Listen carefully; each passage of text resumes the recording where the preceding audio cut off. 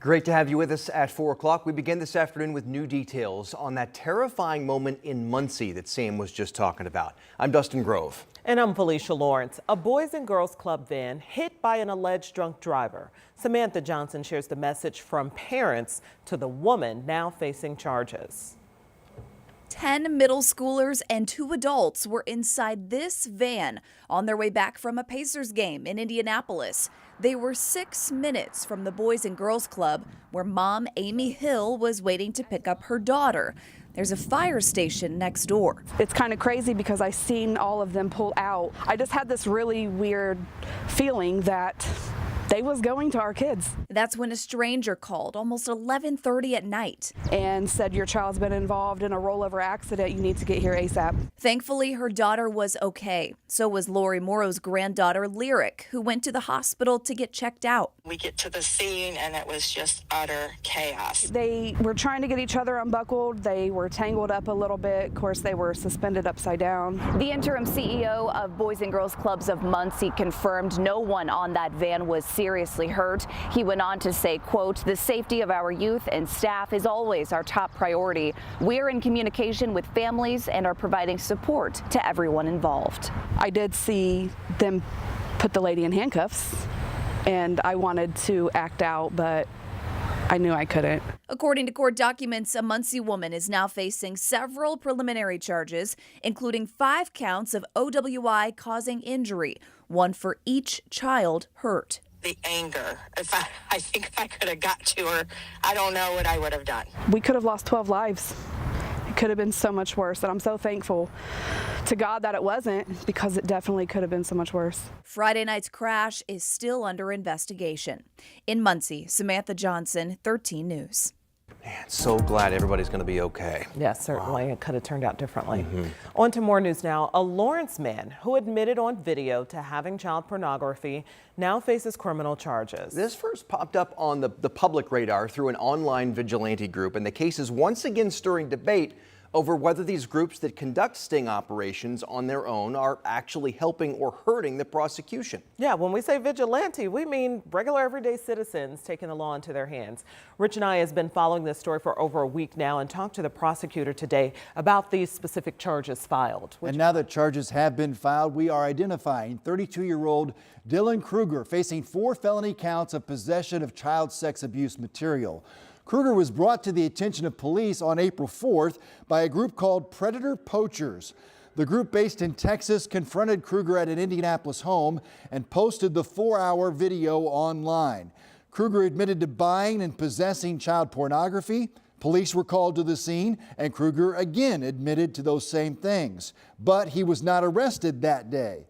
An Internet Crimes Against Children detective returned 3 days later, and Kruger consented to his phone being searched, and police say they found child porn videos. This case highlights some of the challenges and problems that exist when we don't involve law enforcement. They understand people's rights. They understand the Constitution. They understand what's protected, and they're going to do their best to follow the law. Whereas these vigilante groups, while certainly they want to operate in a way in which they're hopefully bringing light to some of these cases, one of their goals clearly is they want a viral moment. The court records say that none of the evidence from the video was used to bring charges against Kruger. The detective cited many concerns about the tactics used in this video and other sting operations by predator poachers that were improper or unethical. And Kruger made his first court appearance just this afternoon. Well, what about the argument that police would not know about these suspects if this citizen vigilante group had not brought this to their attention? Well, that's absolutely true. The message from law enforcement, though, is to call police if you know someone who you suspect is involved in child sex abuse. Get them involved on the front end of this process. Don't try to conduct your own investigation where evidence could be destroyed or compromised, or people could be put in danger trying to put on one of their stings like this. And it's not just these groups locally. As you mentioned, this one was out of Texas, did you say? They're out of, and when I talked to the group last week, they were in Virginia doing another sting. Okay, Rich, thank you. Okay. On to more news now. Other news now, Metro Police trying to figure out what led up to a shooting that left one woman dead and her father seriously hurt. And now officers are trying to find the man accused of pulling the trigger. So the shooting happened just after midnight Sunday on the west side. Jenna Webster talked to two of the young woman's friends who say she did not deserve this. A neighbor's security camera appears to capture the moments just after the shooting. You can see someone running down Westbrook Avenue. We've blurred the man shot on the front porch of a house. When police arrived, they found 33-year-old Rachel Rakes shot inside that home. She later died at the hospital. I've known her forever. It's just crazy. I can't believe this.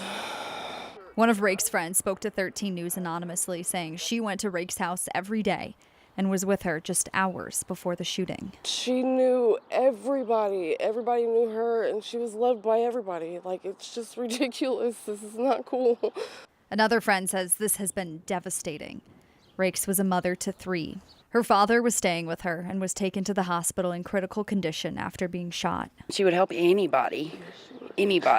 She would get the shirt right off of her back if someone needed it.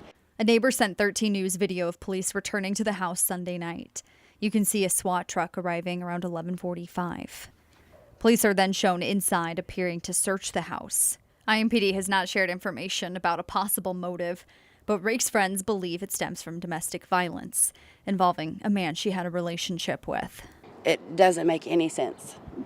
It's very sad. I just lost my daughter at 18 years old.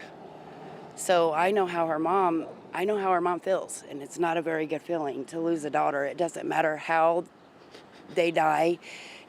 You should never have to bury a child. Never. Friends are just hoping an arrest is made soon so they can make plans to honor Rakes' life. On Indy's West Side, Jenna Webster, 13 News. Hey everyone, I just spoke with the family of 20-year-old Darius Riggs, who tell me he's fighting for his life right now here at Eskenazi Hospital. They tell me he was stabbed Saturday night while working at the United States Postal Service facility off Brookville Road. Now, right now, it's still unclear how or why this happened. The family also tells me they haven't even heard from Metro Police or USPS. So I reached out to the United States Postal Service for updates in the investigation. They referred me to the Postal Inspection Service, but I'm still waiting to hear back from them. Of course, we'll keep you posted right here on 13 News once we learn more. We've got a summer feel today, no doubt about it. That gusty southwest wind producing temperatures of 80 degrees and higher in central Indiana. We're jumping ahead a couple of months here on this warmth. As expected, not much happening in the central part of the state, and you can see that on radar.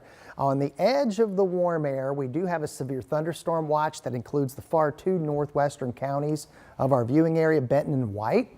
But this complex of thunderstorms looks like it's going to bypass them to the north here. And it's a pretty decent storm that's flowing through, crossing over I-65 as we speak. You can see that movement toward the northeast. It has had some hail with it, but it is going to stay up to the north and northeast and stay away from the central part of the state. But if you're traveling up that direction, know that there could be some additional thunderstorms. This was an area that we thought we might have some storm action, but notice how far north it is. Get out there, enjoy that summer warmth. Just a very slight chance we might have a storm or a shower pop up in the central part of the state.